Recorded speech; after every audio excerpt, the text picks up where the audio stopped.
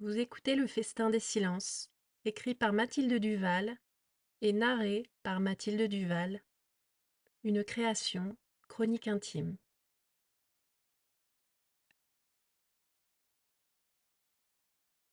Chapitre 1. Tu aurais quand même pu faire un effort. Regarde-toi. Une robe pour le réveillon de Noël, c'est le minimum, non? Tu es fille de ministre, nom de Dieu. Avec tout ce que je file à ta mère en pension. Heureusement qu'on est en famille.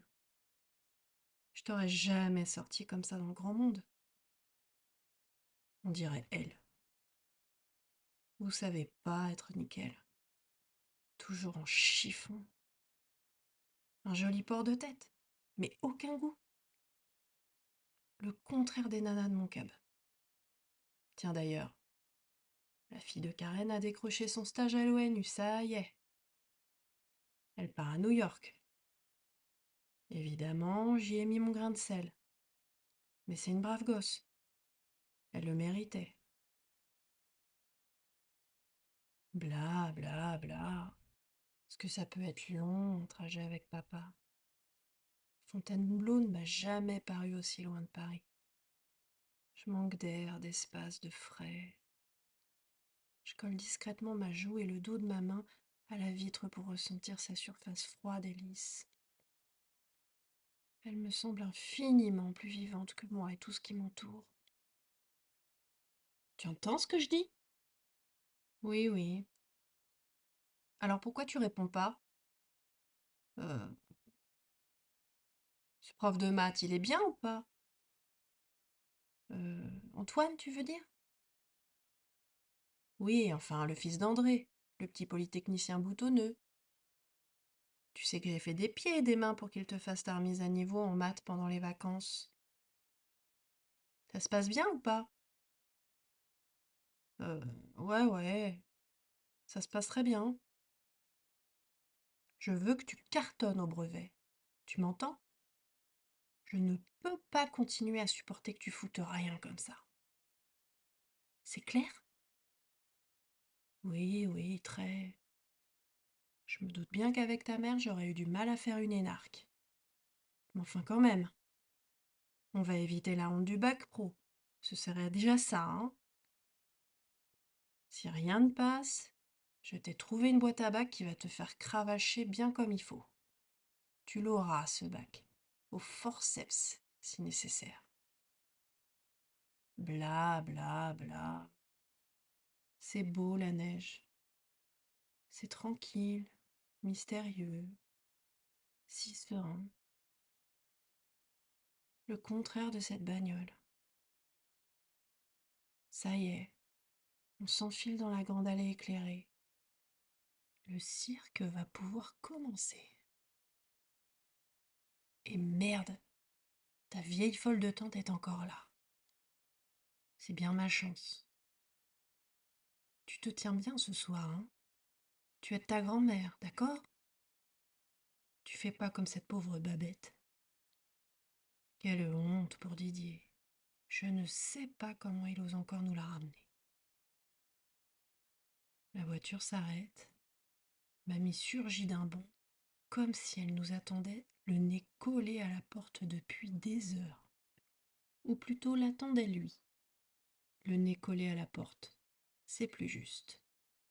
Comme je suis heureuse de vous voir.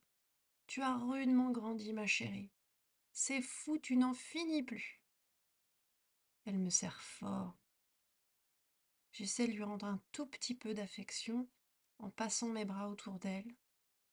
Cette tentative est aussitôt ratée. Je sens mes gestes désarticulés, sans aucune fluidité, ni sens, ni amour. Je m'en veux.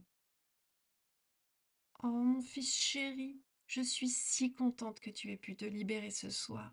Ça me fait si plaisir de vous avoir. Tu as tant à gérer, je le sais. C'est bien que tu trouves un petit peu de temps pour ta famille. On va prendre soin de toi, tu vas voir. Tu ne vas pas regretter d'être venu.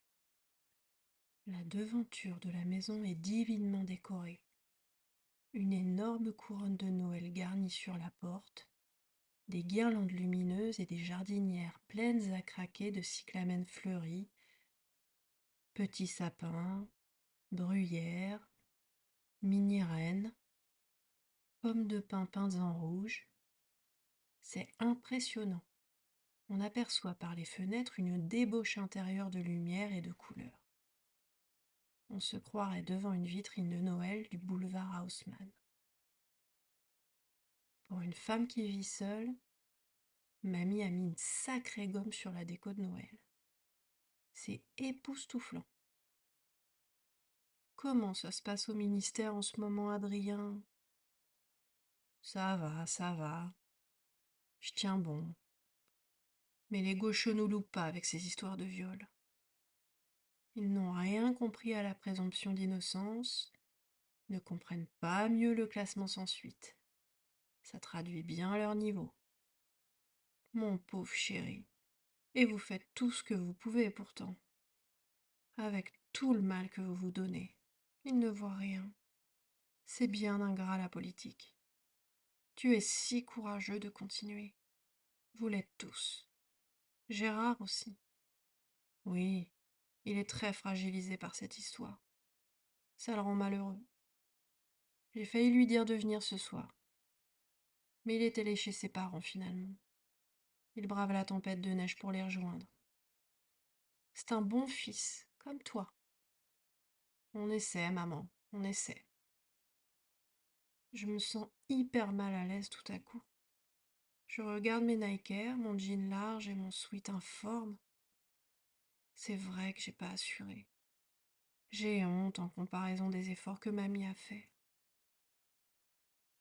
On monte les marches, décidément trop propre pour mes baskets usées.